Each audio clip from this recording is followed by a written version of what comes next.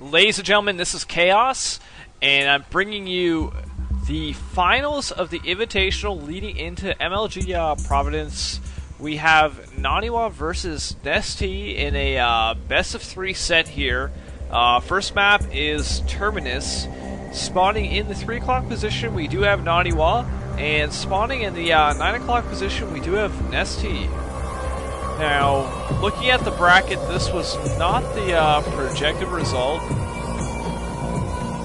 Most people were expecting like a MVP Nestea kind of rematch for the 3rd or 4th time, or how many ever times they've played at this point.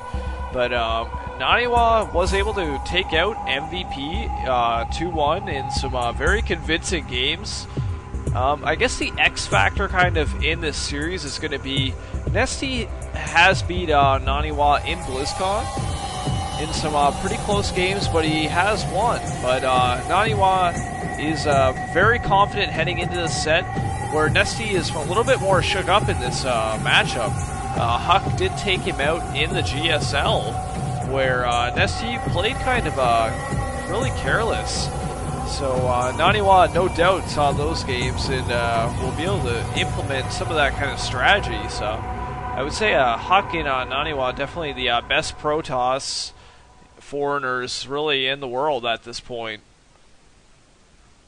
Now we are seeing a fast expand here for both players. I'm not seeing a Forge going down yet, so I'm not sure exactly what's going on here. I'm not sure if Naniwa is trying to do any cannon rush here. I'm not sure how effective it will be really be.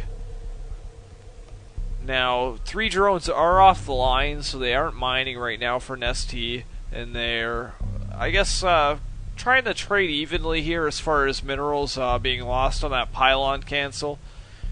But the Forge is almost finished at this point, so it's not like any Zerglings are going to be able to go by. That cannon will get finished. Now, we are seeing 2 gas go down right away for Naniwa. And I'm curious to see if he'll actually utilize this Forge and try to get some quick upgrades. Now, Nestea is in a pretty classic position that we see in this kind of setup. Do you go for an all-in at this point? Do you go for a quick third, or do you decide to go for like a quick lair and get some tech advantage? In my opinion, I always like the Zerg perspective in this kind of situation, because the ball is in the Zerg court, where the Protoss is kind of backed up in a corner.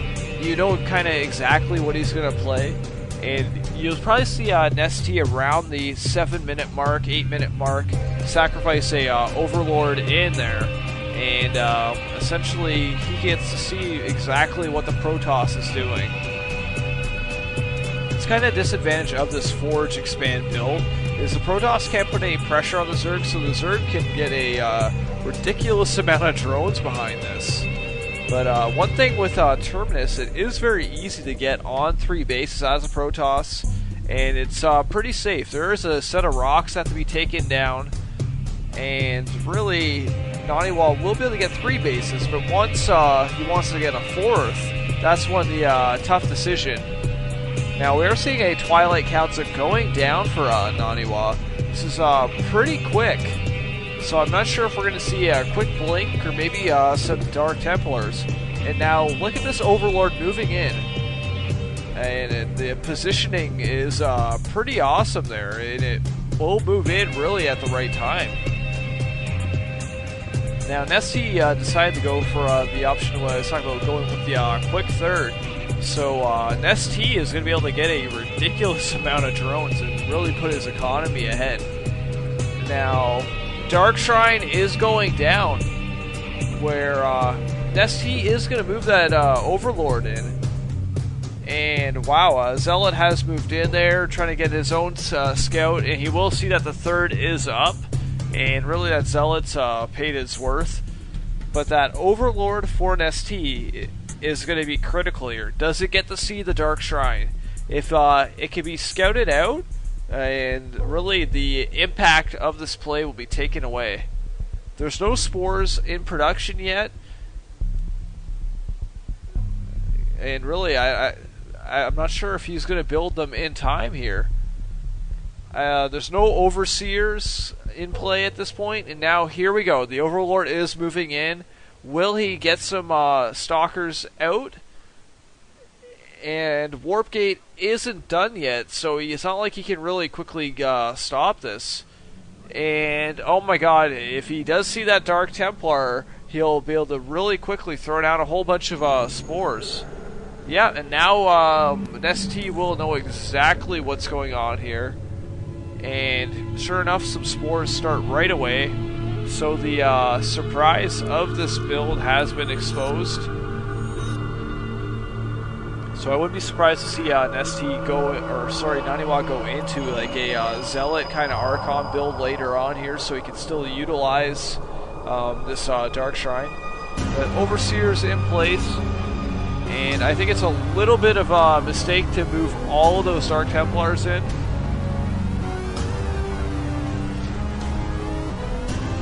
I'm not sure what Naniwa was trying to do here. He's not going to get any kills, and that's kind of a waste there. And that might cost him, because he just threw away a whole bunch of minerals at this point. But he has been able to harass the third there, and really that attack got stifled as well. Now we are with a 50 supply differential here, and that Dark Shrine had to do some damage to really pay for the upfront cost of it, and so far it's made 0 back on it. So now you have a Zerg sitting on 3 bases with almost probably 70-80 drones at this point, and now we're going to see a counterattack, and a 4th base is on the way for Nestea, and Nestea's got to be feeling pretty good right now. Look at the unit count, 3 Stalkers and a Zealot. Now, even in its current state here, I'm not sure Naniwa is going to be able to hold this. He doesn't have many sentries. So the roaches are going to be able to get up here, and they're going to be able to take out some structures. And wow, this is going to be a rough encounter. He loses the forge right away, and he can burrow, and I don't even see... well, the Robo Bay isn't even finished yet, so he can't even detect the roaches. And he can just recharge and kind of kite the health on them. And it looks like Tunneling Claws is on the way as well, plus the +2 attacks. So I'm not sure what Naniwa can do to fight against all these roaches. And look at the micro here. And this is just not going to be good for Naniwa at this point. And look at this, roaches attacking at both bases.